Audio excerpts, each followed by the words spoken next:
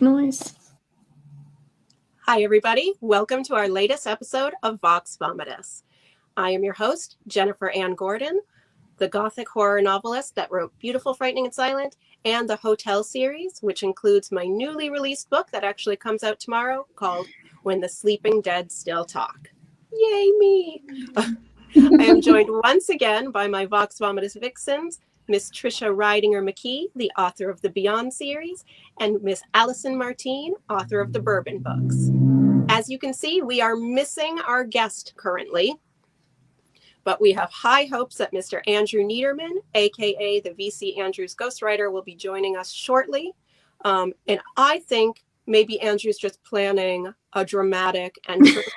Yes, of course. Like any of the characters he's written who dramatically walk downstairs and appear just when you least expect them. So I'm wondering what the StreamYard version is, where there's the peep-through cover, where we can just reveal there's Andrew. Because I wasn't allowed to read the books growing up. My mother wouldn't let me, but I still knew the covers from the checkouts at the grocery stores, because I knew what kind of grocery stores sell books. But these are the books they sold. And they were there like by the gum and other forbidden candies. Yep. Those covers are such a staple, I think, to everybody in our generation. Yes. So I say that our generation, and I mean ladies that are roughly in the 40 area. Give or take. Give or take a little bit. Give more. So I remember those peak hole covers as well, yes. Especially to the Dollinger series, which was the Flowers in the Attic, If There Be Thorns, Petals on the Wind, all of those. And I was just entranced by them. They always had like this haunted face of a beautiful blonde girl. And then you open it and it's like a whole creepy family. And I think when Andrew shows up, I might blame him and VC before him for why I write the way I do. Yes. I remember going to the grocery store, and we usually knew the upcoming books that were coming out, but sometimes we would miss, the announcement of when it would be coming out, and we'd see it, and my mom and I would scream because she wasn't a reader, but she loved those books. So I think there's probably a whole category of people who aren't really readers, but then there's that exception that, I don't really read except, and I think VC Andrews probably falls in there, that a lot of people, they put that with their magazines and their other kind of guilty pleasure reading. Yeah. Yes. And I think, the VC Andrews is, she was more than an author. She was a brand. And after she passed away, Andrew took over that brand. And I think you're right. I think the brand VC Andrews it changed pop culture. Everyone knew what Flowers in the Attic was. I mean, even people who don't read, if you say Flowers in the Attic, they know two blonde twins or brother and sister kissing in the attic. They shouldn't be. And, children getting poisoned with arsenic on their donut. Yes. It's canon. For people like me, it's canon. And all those reasons are exactly the reason my mother wouldn't let me read any of those books. Well, my mother didn't let me read those books, but I still read them. How did you? Okay, so Jen, how did you get those books? If they were forbidden, how did you get to them? So my mother played bingo on Tuesdays and Friday nights. And Tuesday and Friday nights, I was with my dad, and we would do grocery shopping on either Tuesday or Friday nights, and I would go with him. And as you both said, those books were at the grocery store. They were. And they were those mass market paperbacks. So I think they were like $4.99. They were the same price as Tiger Beat and Bop magazine. So I would just forego, because my dad would always buy me like a New Kids on the Block themed magazine. I would forego the New Kids on the Block for my VC Andrews fix. Yes. And, my mom didn't really keep track of when I was reading things. She just, but she didn't buy them. So it was fine. I'm sure my mother would have found it. She would have sniffed it out, because I think I may have shared this story already. But my mother did not like that my sister and I were reading the Anne Rice novels because she thought they were way too scandalous. And I don't know if she thought, how she thought we were going to be just maladapted because of this, because we were reading this vampire literature. And I really don't know how much of it she'd read and how much of it she just thought she knew. But I still remember she's like, you should be reading better stuff. And we went into her closet then, and she let me pick something else from her closet. These were her private stash. And she just had rows upon rows of paperbacks. And my parents are both readers, but my dad's stuff was all very much like the military kind of things and more just adventure, spy kind of stuff, lots of Tom Clancy. But my mom had John Irving, and she gave me The World According to Garp. And I am certain she did not remember anything that was in that book because there was a lot of inappropriate stuff in John Irving novels. And my sister and I actually had a conversation about this recently, that my mother probably didn't remember what was in most of those books because just about every single one of them has something that she probably would have not wanted her young, impressionable daughters to be reading. But they're wonderful books. They're considered, like, I think at this point, considered mainstream classic American literature if you go back 20 years. But she's just like, no, Anne Rice, here's your John Irving. And we're like, okay. She was giving you your fix anyway. I love that you brought up John Irving because my mom bought me The Hotel New Hampshire by John Irving because I'm from New Hampshire.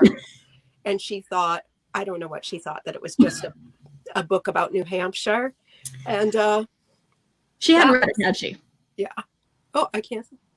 Carrie Wood says, hello, so excited. Well, we are too, Carrie. We are too, yes. We're excited to be here. We're excited if and when Andrew shows up. But this is fun, just actually getting to talk about him when he's not here. Hopefully he's not trying to figure out how to log on and listening to everything we say and shaking his fists in frustration going, no! Or he's waiting for us to say something about the new V.C. Andrews novel that came out October 6th.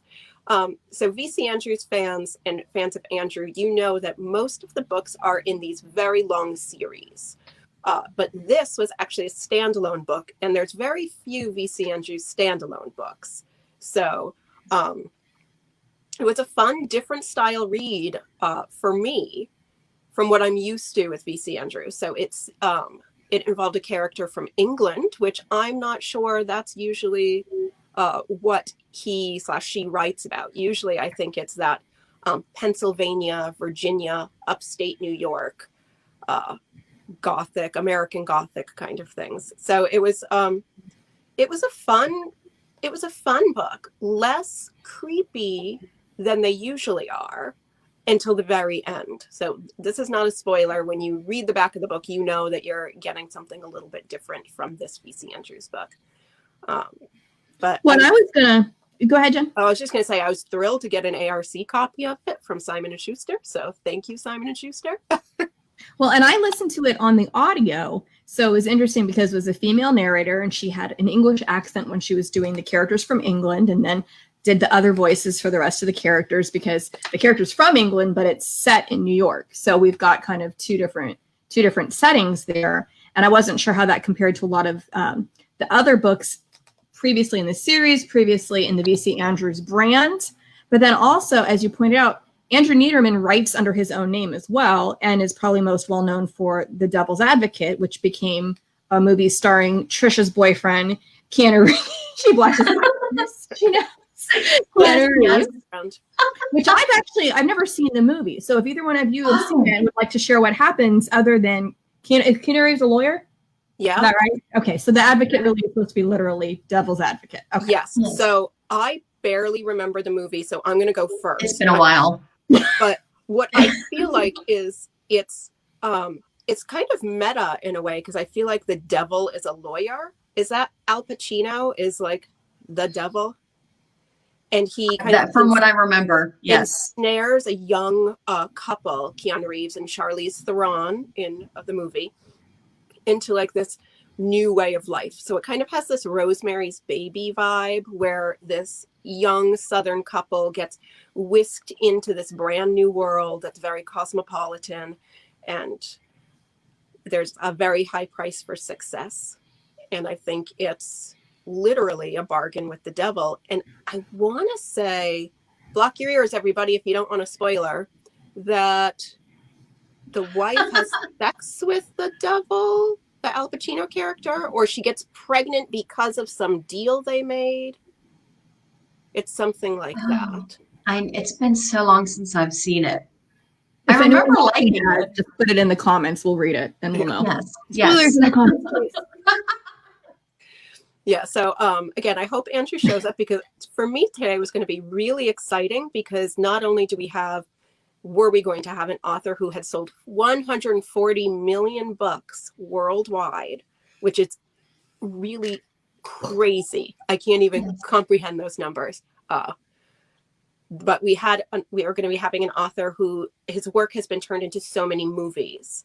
The Devil's Advocate, Flowers in the Attic 2 times, 5 other Flowers in the Attic movies, the 3 Heaven movies that are V.C. Andrews, the 3 Ruby movies, which are V.C. Andrews, the My Sweet Audrina movie, which I still have not seen. Is it out? I think so. Oh, wow. I know. See, this is what happens when there's a pandemic and you lose track of reality. I've lost track of when the V.C. Andrews movies are coming out. Well, look, if they are in the theaters, it's my understanding now you can rent an entire theater for like $100 and you get the whole theater because, well, pandemic and they can't pack you close together. So why not? Go see a movie by yourself. These movies, the latest V.C. Andrews movies are all exclusive to, I think, Lifetime and A&E. They have like the rights. And I want to say they usually do like weekend or week-long marathons where they just do all of the movies. Okay, and there's nothing better during the pandemic than to just binge stuff. I mean, I think we were all getting into binge culture before the pandemic, but now it's just like, well, what am I binging this week? And I just want a whole new series and I want it for the whole week. And thank you, Netflix and Amazon Prime and HBO for just right in the vein there. Give me my show right there. Well, that's how I watched the Heaven series of movies. Is I just watched them like an hour at a time every day. There's 3 movies. I watched them on the exercise bike. They were great. But it made me feel, I will say this, the Heaven movies made me feel so old because Jason Priestley played the grandfather. What? No. Grandfather? I mean, he was a hot grandfather. Yeah, very hot. But okay, I think I felt the same way back when the Vampire Diaries came out. I don't know if you ever watched Vampire Diaries. And Jasmine Guy played the grandmother of Bonnie, the young witch. And I'm just going, wait a second. That's Whitley from Different World. And of course, I was a child when Different World came on, but that was a show I used to watch. And so I know she is older than I am, but I'm going, grandparent? Excuse me? Because I'm still in that state where I look at the young people and my brain doesn't really know, am I supposed to be relating to them? Am I supposed to parent them? Because my children are still children. They're still little. So they're not, I don't know where to put myself generationally. So I usually just kind of suspend disbelief and go, yes, I am also one of the young people. And the gray hair sprouting goes, no, you were not. Well, I just look sad. She's like, yeah, well, but Trisha, you have adult children, so this is probably less of a. It doesn't matter. Yeah. It doesn't matter. I still put myself younger. I'm still like, wait, I'll look at someone and think, oh, they're older and they're my age. And I'm like, oh, I'm that generation. Yeah. It doesn't change. So, no matter how old your kids get, you're there. And I don't have kids, so I have no way to grasp any of this, except for I think I am always 28. And I am definitely not 28. Like, I think I write these characters and I'm like, 20, it's fine. This is the generation I'm in. These are my characters. They are 32. And then I'm like, oh, I'm not 32. What's wrong with 32? No, I mean, I wish I was 32. Oh. There's nothing wrong with it. Nope, nothing at all. So to make us feel that much older and to go back to the Jason Priestley thing, do you know what turned 30 just recently? Beverly Hills 90210. Oh my goodness. Oh. Somebody told me that. My friend Jen, she might be watching it now. Hi, Jen. Hi, Jen, if you're watching. Yeah. Yeah. She said, did you know that 90210 turned 30? And I'm like, I should have known because Jason Priestley was playing a grandfather. Should have given you the first. That should have been my first tip. And sadly, we lost Luke Perry, and now he died too young. So I'm going to stick with died too young, not anything else. But even then, he was playing a parent on Riverdale. I don't know if anybody was watching Riverdale, which was like the Archie. Yeah, I was watching it as well. And again, watching these people who I think of as my age playing the parent characters and all that is still kind of, I mean, I saw one on, I think it was the ABC Family, and Charisma Carpenter, who I love, was playing like hot mom. Is that Jen? Hi, Jen. Hi. That's awesome. Thank you for making us feel so very old. Here. That's so funny. Yeah. Charisma Carpenter is a hot mom. Yeah. Super hot mom. But I still, in my head, it's like, yes, she just had the baby like on 5 minutes ago on Angel. Exactly. So that's totally different than the main characters are the teenagers and you're playing the parent generation. And so Riverdale, I love Riverdale because it's like this mixture of 90210 and Twin Peaks. So it's two of my great loves combined together. And it has like this weird gothic-y vibe. But it was hard for me to grasp that Skeet Ulrich was playing Jughead's dad. I'm like, Skeet, you were just in Scream last year. You're like missing a decade or so just in that last year there, Jen. But I understand what you're saying. Well, because one of the kids, Jughead, is the baby from Friends. Yeah. And then he grew up and was a Disney kid. Yes. Ross's kid was played by a set of twins. It's Cole and I would say Dylan Sprouse. Yeah. And then they had a show on Nickelodeon when they were Sweet Life of Zack and Cody on Deck. Yes, I've watched too much Disney Channel. It's fine. You can judge. And then he played Jughead. And I'm looking at him going, I should not think you're attractive because I'm literally old enough to be your mom. But I remember when you were an actual baby. Actual baby when I was with you on Friends, when I was old enough to remember that and not an actual baby myself. So yeah. Wow. I know. Oh, this episode's getting depressing, everybody. Yes. It's nostalgia. Nostalgia's cool. Yeah. And the thing is, it's the perfect conversation to have in lieu of Andrew Neiderman because everybody I've told that we were having Andrew/VC on, everyone said, I was obsessed with those books when I was in high school. When I was in 8th grade, I had to, the same stories we had, like try to sneak them. The VC Andrews books are in a way very timeless because I feel like they're always written about a couple generations before us.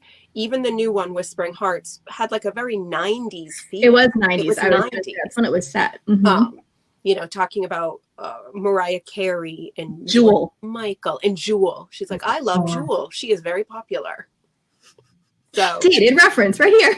But it helps set the stage because when I was reading it, a lot of the stuff that was set in England to me felt even further ago. Her father felt like we were looking at a 19th century person, not a 20th century person. And then it was explained that he is kind of this out of time character who has these values that set back even down to how he takes care of his shoes and having an old umbrella, all these things that come back to be central characters or central parts of the story. But it did help kind of ground when is the story taking place then, because I was a little confused when we started about how far ago this was. And I thought, are we talking about little frilly bonnets and is she going to go churn some butter? But that was not to come. I can't read that. So Remy says, jumped into this and have no idea what's going on. And that's okay, Remy, because we don't either, other than realizing how old I've become. And just so you know, we were supposed to have VC Andrews ghostwriter Andrew Neiderman join us. And we did not get told that Mr. Neiderman would not be able to join us. We go live when we go live. So here we are, and we're talking about the book, and one thing leads to another, and it's all good. And then we just start talking about 90210. 90210 and Riverdale and how the baby on Friends. It's one of the things when I realized that, so I realized I am literally old enough to be Tom Holland's mom, Tom Holland, the new Spider-Man. And it's like, am I not allowed to find him attractive then if I've done the math and gone, what's you're in high school? Oh yeah. So I would say I am married to somebody who is 10 years my junior. So I love that, Jen. Yes, awesome. So, and this is why I'm just like drinking bourbon, gonna chat. I'm like, I always dated older men and it never worked out. And now I'm blissfully happy. So I'm not going to judge a little cougar action. Well, and I've always joked I am a mini cougar because my husband is younger than me, but not by that much. He's 4 years younger than me. But it did end up being kind of funny when we first met, though, because people who didn't know me, they didn't know how old I was. And I remember I had just joined something and someone asked me if I needed to know when the high school group met. And I'm like, well, I'm an attorney and I'm almost 30, but thank you anyway for thinking of me. That was very nice.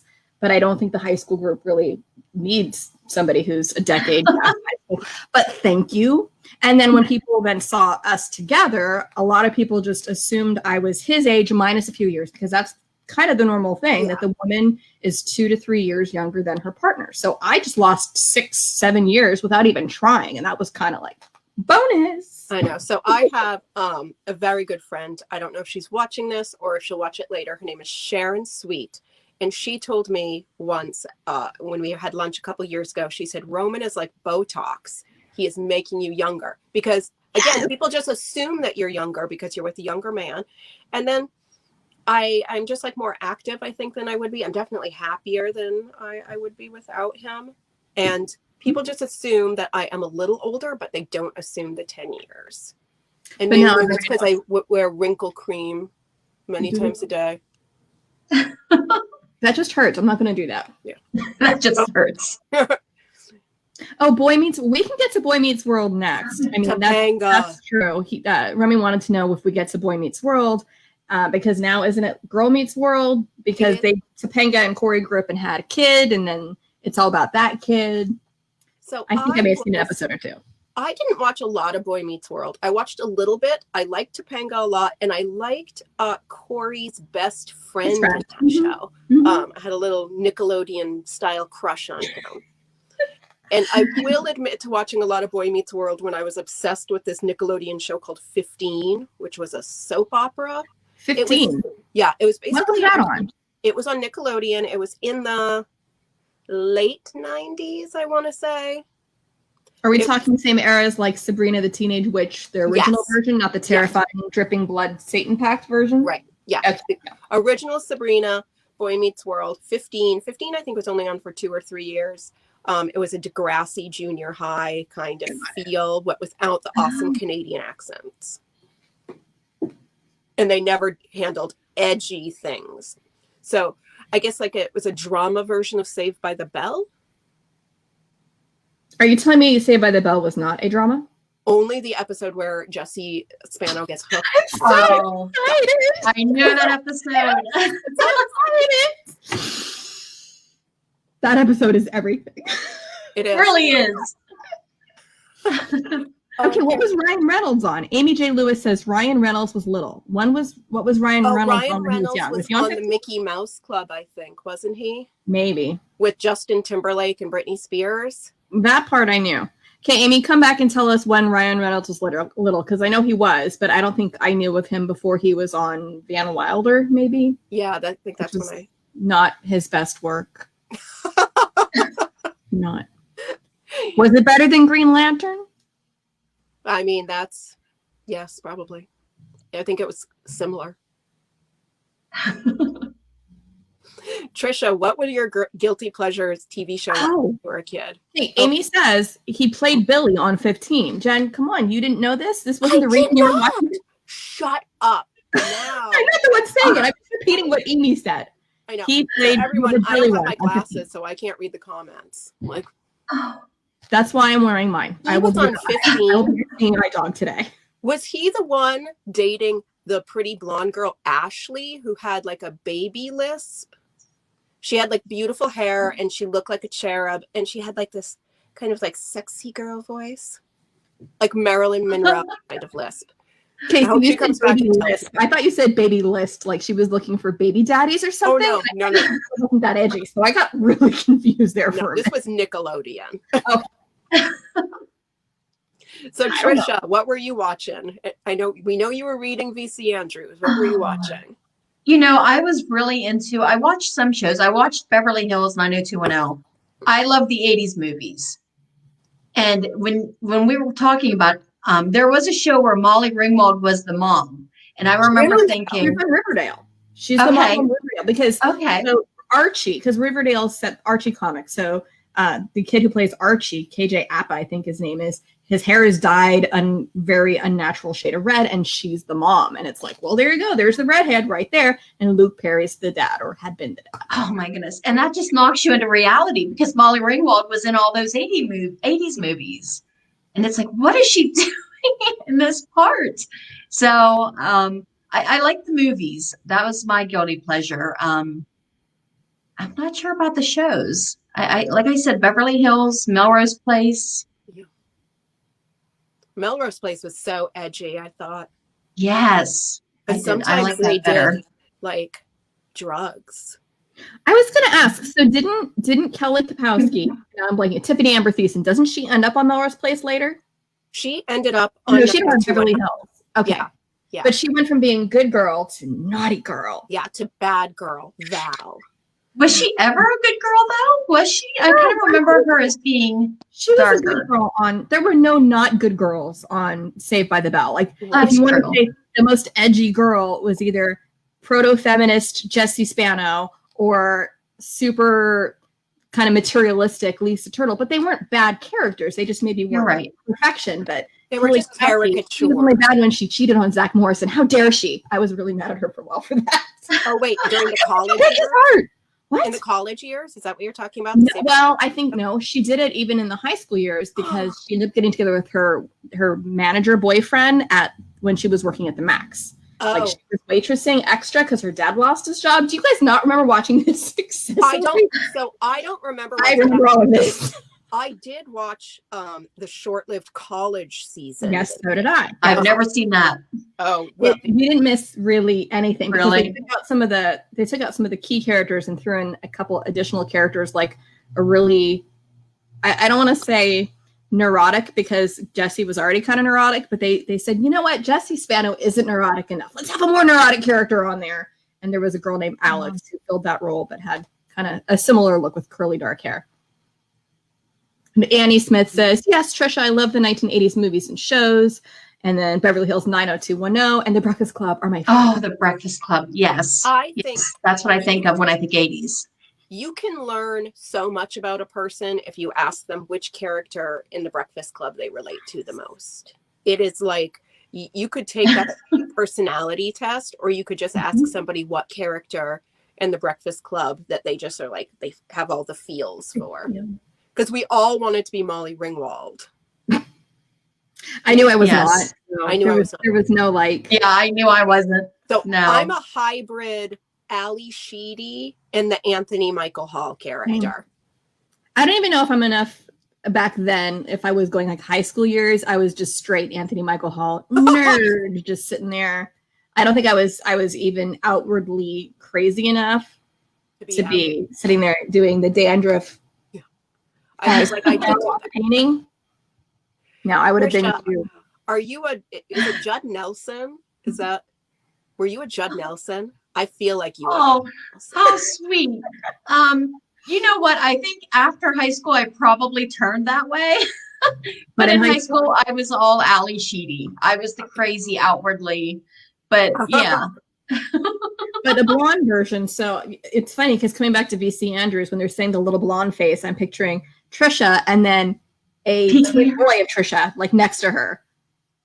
So it's just like, yes. So what's funny is out of the model for those covers. I didn't want to say. You brought that up because when we were talking about the covers, I almost asked Trisha, were you drawn to the Flowers in the Attic series because you resembled the cast? Because I'll admit that I always read or watch things if I'm like, oh, that looks like me or looks like me. Like if it's a person with red hair, I immediately am like, oh, okay. I relate to your curly hair because on a bad day, we all have the same hair.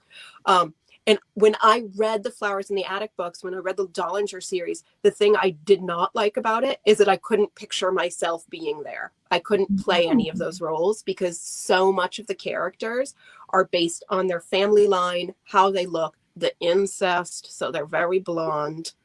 Oh. And you don't even have a brother that you could have been incestuous with. I'm so sorry. I know. Only I'm so sorry. Really. It wasn't the Flowers in the Attic series. There was a series where there was one girl on the cover, and I remember thinking, oh my. It was like the same nose and hair, and it was kind of spooky when I saw it. I can't remember the series of it. It wasn't Flowers in the Attic though. Sweet Valley High. It might have been Heaven. It might have been the Castile series. In Heaven, they were dark hair. Oh yeah, that's right. They are. It's not Ruby, is it? I don't think I don't think it was that. Maybe it was the Dawn series. I'll have to look it up. I'll do some research. It's the Dawn series, I think. Okay. Oh, and Annie says she's a rock chick version of Ali Sheedy's Allison character, then and now. I can relate. Yes. That perfectly sums it up. Yeah. So it's like Ali Sheedy with like a quarter of the Judd Nelson character, I think. Yes. It's like just a quarter, not too much to. No. Oh, right. I'm definitely a dude that fell into girl world here. Oh, sorry. We're aimed more at young girl readers.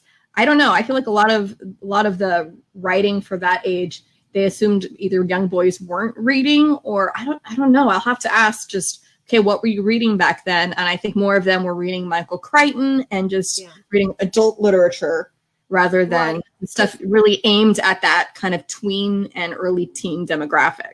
Yeah, because this was before, so people who are watching this now who might be younger than us or male, the YA genre changed drastically about 10 years ago. Yes. So YA is more, I don't want to say respected, but there's more to it now. I think there's more books that appeal to both sexes. I remember staring at the bookshelf in my local bookstore, Booksmith, in the Bedford Mall in New Hampshire, at the YA section, and it was all books called Cheerleaders University, Sweet Valley High, 90 rows. Sweet Valley High, which I love. Me too. Then you have the Babysitters Club, and then that's even younger though. I would say Babysitters Club is elementary age. Yeah. And then you had the edgy books, which were Christopher Pike, R.L. Stein, and that's really about it for edgy books. The V.C. Andrews books were read a lot by the YA crowd because I think they were, especially the girls, looking for something darker. Yes. But I don't remember anything on that shelf being geared towards guys. The Robert Cormier stuff would have been, but again, this was even older. But I'm just thinking, I don't think I even really knew there was such a genre or age genre as YA until I was at that age to look for it. And our library had just the one, not even a full shelf, like a half shelf. And that's when I read. And again, there was twincest in this too, a Robert Cormier book called Fade. And it was about a kid who could turn invisible, and the main character was male. So I'm assuming it was aimed at boys as well as girls. It didn't have an overtly feminine looking cover or the word flowers in it, because honestly, I'm guessing a lot of young boys aren't going to pick up a book called Flowers unless it's like Flowers with Blood or something like Flowers of War. I don't know. That's probably a full stop for them. Flowers, put it down, walk away. Not for me. Especially when you have a lot of, Ali Sheedy. Yes, Jen, you definitely are the Ali Sheedy. Jen and I went to school together, and we both have long red hair and still wear the exact same outfits and lipstick we wore all through high school. So that's kind of awesome. Or I'm stuck in a rut. I don't know. It's either awesome, I have classic style, or I have issues with letting things go. No, that just becomes, that's part of your signature, and you don't have to change it. And when it's timeless and not overly trendy, then it's totally fine, because you're wearing what? Either dark blue or black right now. Yeah. Black. That's what I thought. I'm like black. Black always. Black is always good. Yeah. It's a classic. Maybe not a wedding, but you wore what? Dark velvet, like dark velvet. I wore dark violet? purple, dark, like plummy purple with like a little bit of blue overtones. Mm-hmm. And a black cape at my wedding. Yeah. I think you're not supposed to do it if it's somebody else's wedding as like a sign of not approving. Like, you're not supposed to wear white at someone else's wedding, and you're not supposed to wear black unless it's a black tie event, and then you're supposed to wear black. Right. There's a lot of rules. I know. But I got married on Halloween and nobody was there because there's a pandemic. So no rules. No, wearing your plague masks going, this is high fashion. Quarantine 2020 style. I was wearing snow boots underneath my gown with 2 layers of fleece tights because it had snowed. So cool. Thank you, everybody who's looked at my pictures and said, you look so beautiful. I was freezing. But you were beautifully freezing. Oh, my gosh. Oh, now I just want to keep reminiscing. That's fair. We don't have a guest. We have to say, okay, thank you for your time, and we've bothered you long enough. I know. We have been doing this weird girl chat for 35 minutes. Oh, and Andrew never showed up. So everyone, let's read this comment. Okay. Remy says, I was personally into Edgar Allan Poe, scary stories to tell in the dark, and those books that you could change the direction by which page. Oh, yes. Yes. Choose your own adventure. And I read a lot of those as well. But I would say, he said, never really thought about the physical characteristics, but a lot of those. So this actually takes us to a point of view issue. So a lot of times people talk about which perspective should I write in when I'm writing, first person or third person? And the one they generally say don't do is second person, because what is second person? Second person is choose your own adventure, where it's like, you go and do this, you go to the edge of the cliff, you don't have enough rope, you have now tragically died, you keep your picture or your hand on the last page so you can turn back and not die, because that's what I always did. Get out of the cave. Do not get eaten by Sasquatch. That's totally fine. But yes, I read a lot of those too, but again, that was, I would say, elementary school. I wasn't reading those trying to think of what did we read in junior high when we weren't really old enough for the grown-up books, but we were too cool for Babysitter's Club, too cool for Choose Your Own Adventure, but maybe we were still reading some of that kind of stuff. I read some Choose Your Own Adventure through 6th grade because I remember ordering them from that little pamphlet, that weird pamphlet. Scholastic. Yeah. And I read a lot of fantasy Choose Your Own Adventure. But in 6th grade, I remember very distinctly reading a ton of Sweet Valley High, a ton of Christopher Pike, and that's when I started sneaking my V.C. Andrews. And I'd already been exposed to Pet Sematary by Stephen King, and had secretly tricked my mom into allowing me to buy some gothic romances at a flea market. So I'd already dipped my toe in the weirdo pool. And after that, the Sweet Valley High books, I love Jessica and Elizabeth, but they just weren't doing it for me. I needed more. Yes. Yeah, they were really wholesome. They were really the Sweet Valley High. They were. I mean, it's right there in the title. Sweet.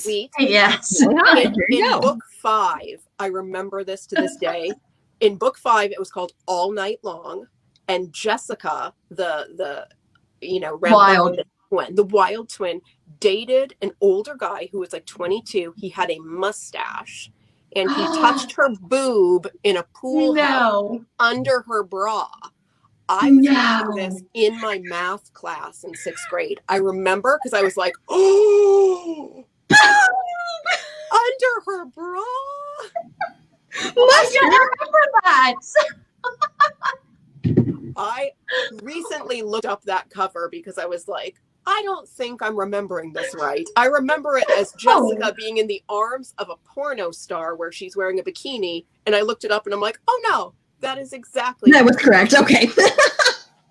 The guy looks like he's 38. And you said 22 though. I know, but the model they picked artwork, the drawing made him look, a little shady. And the fact that he was touching a 16-year-old girl's boob under the bra in a pool house kind of makes you think, no, not a keeper. Can you see that, Jen? I know you can't. No. Carrie wants to know, tell us about your newest releases. So, Jen, you have a book that's coming out tomorrow. Yeah. When will it get in my mailbox? Oh, well, I have no control over the U.S. mail or Amazon.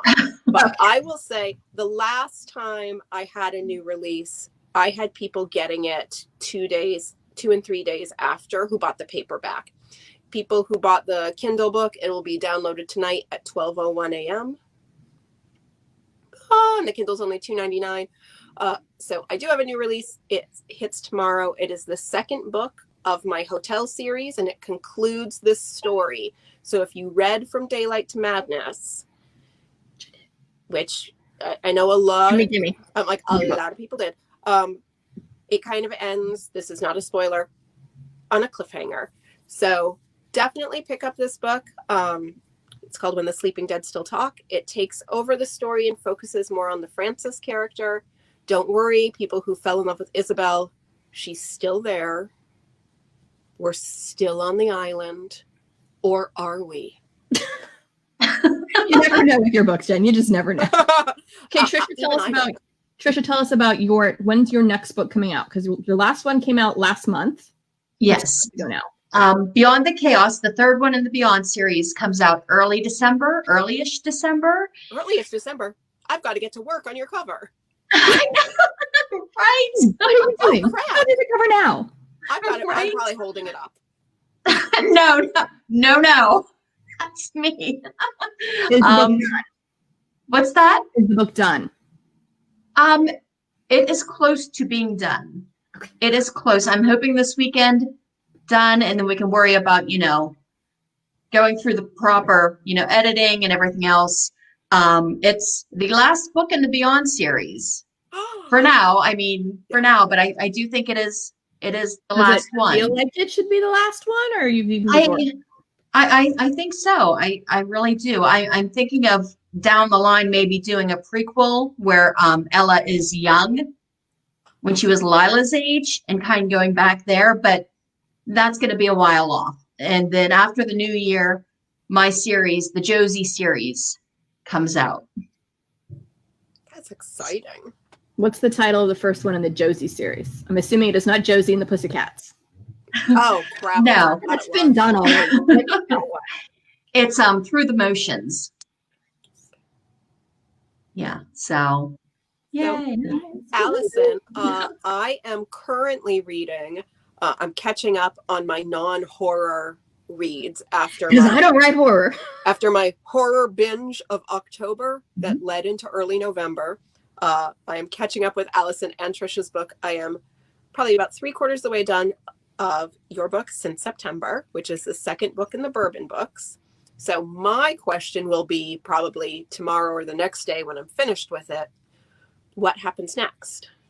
Well, the third book is done. It has gone off to betas, and it has been sitting with betas because, for those of you who know, I write in more than one genre. I have just been finishing some revisions on my literary science fiction. Those are now in my agent's hands, so I can now get my brain into something else. And part of me says, yes, I should go and get back to finishing book 3 as far as doing the revisions my betas suggested, figuring out what to call it, because I have no clue, and having that get ready because I'd like to release that. It won't be ready before Christmas. I'm looking at like a Valentine's Day release, which works because romance. But I really would like to write something new, and I've been kind of in this editing phase for a really long time and revising phase that I want to be able to just create again. But I don't know if my brain is kind of fried right now that I might just sleep until after Thanksgiving and then see if I have a brain again. That works. I'll also have children at home between now and a week from Monday because they're all off next week. And my littlest guy doesn't have preschool Thursday and Friday. So the idea of, hey, when can I go quietly? There will be no quietly to go to. Yeah. I think that's a hard time to start something. Yeah. Yeah. So I love what you said about like getting the brain power to write again. So my books From Daylight to Madness and When the Sleeping Dead Still Talk were Victorian Gothic horror. And I won't lie, they took a lot out of me emotionally. So for anybody who's watching this who hasn't read them, they're heavy books. People do enjoy them, but they are heavy. So I needed my brain to kind of shut off for a couple weeks while I was getting ready to promote the new book, dealing with getting married, all of the just a marriage, wedding, a marriage. So yeah, I got married and then I won the Kindle Award the next day. So it was like the one good weekend of 2020 has happened. There has to be one. So that allowed my brain to heal a little bit from the 2020 that we're all experiencing, which is high stress, high anxiety, super sensitivity. I'm just talking about myself. Scattered thoughts, insane pressure on myself for no reason. So I've spent a little time kind of healing and coming back from that. I am writing something new, but I'm going very, very slow. And it's not horror. It's there are horror aspects to it, but it is so different from what I've normally written. It is speculative fiction, so it's more science based in a way, and it's more definitely based in reality, and very contemporary, and the character not Victorian. There is no ghosts. Well, not yet. I don't You're done writing it. You can shove one in there. Just shoehorn a ghost in there. Ghost shows up. Shove a lady in white just leaping out of the closet going, I drowned. No. There's no place for her. But as I've been, I'm early stages. I'm only about 13,000 words in. It's going well. I'm glad I'm taking my time and not. I know our show is called Word Vomit or Vox Vomitus. I'm trying not to vomit words out. But it is a much different writing process for me to write something that's not gothic horror. Mm-hmm. And while my characters do have a ton of depth and I'm finding out more about them every day that I write them, it just, it's a refreshing change of pace to not have a character be dead or possibly. What's different when they're not dead? So it's been fun to write things about like an Instagram influencer and being able to use things like cell phones, and instead of looking up how to do laundry back in the day where there was no laundry machine. Yeah. Very different. Very different from going, were there screens in Windows in 1874? There wasn't. No. Had to look it up. No screens. No screens. So Trisha, I know you have a new series that's coming out next year, and that's something, right, that you've kind of like, I don't want to say retooled, or it's a rebranding of something that you've already been working on it. Just, I don't want people to see this and think Trisha can write 300,000 words in a week. She probably can. She probably can, but they are words that have been developed over years. No, the Beyond series, I've been writing them as, and then they come out. But this one has already been written. It's been done for a while. And it's the one that I thought was one book. And then when I discovered word count, it's actually 4 books. So that'll be 4, like a magic trick. How? I have to wonder if you did this as a collector's edition altogether, how long would this book be? The stand or longer? It's currently at 380,000 words, and the sequel to it is 380,000 words. So that's going to be the series after that, because they're connected, but not. Okay. So I have 8 books. That's very exciting. I want you to, at some point in time, for me, I'll pay you for this, to just print all of them together in like a giant mammoth thing. You can do it on Book Blurb. And because I want like one of those giant books that's like 20 pounds. That sits on a stand.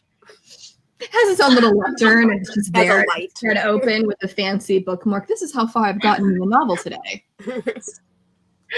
Yes. Well, I would write, and I had no plans to try to publish or anything. It was just therapeutic. So I would keep writing and writing it. And then I'd be like, okay, I think it's done. And it's never done. No, it never is. Because there's still more I could have added to it. I was reading through it and thinking, oh, I should have added a scene here. And I'm like, I can't. No, Trisha, no more.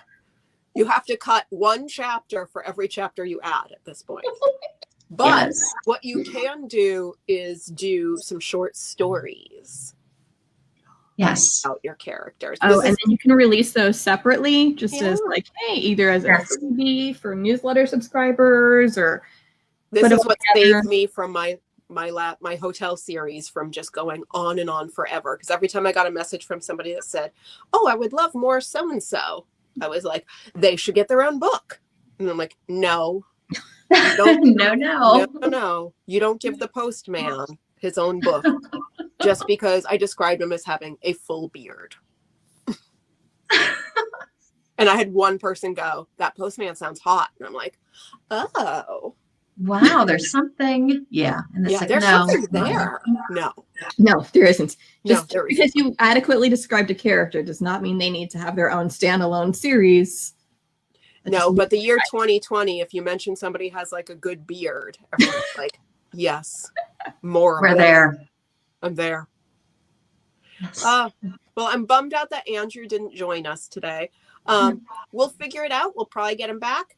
But this has actually been very fun. I love to catch up with you. And yeah, tomorrow's my book birthday, everybody. Happy book birthday. Yay! I just look like I almost punched myself in the face. Don't do that. It's because I have double jointed elbows, so I can't really control my arms. It just keeps going. Help! Like that. Just a reminder for everyone, Jen is a professional ballroom dancer, so if she can't control her joints, it's kind of a problem. Well, I've told everybody for many years that I am not coordinated at all until I am on the dance floor. You cannot expect me to walk through my house and not trip over 90 things or bang my elbows, my hips, my knees, and my toes into every surface. I save all of my coordination for the dance floor. I do not have any left to spare. So when I don't have any at all, so.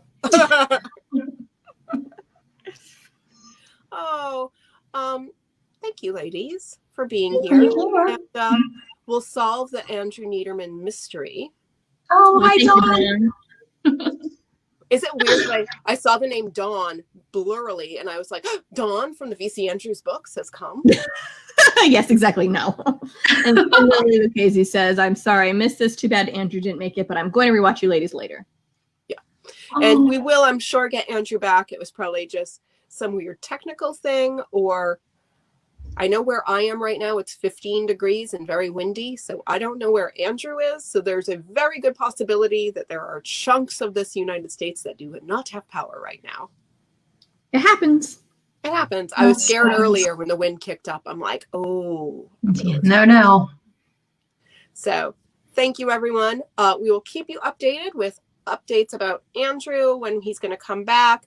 Next week, we have Simon Stevenson, who his debut novel, Set My Heart to 5, is debuting very shortly. I believe it has already been optioned for a movie. Wow.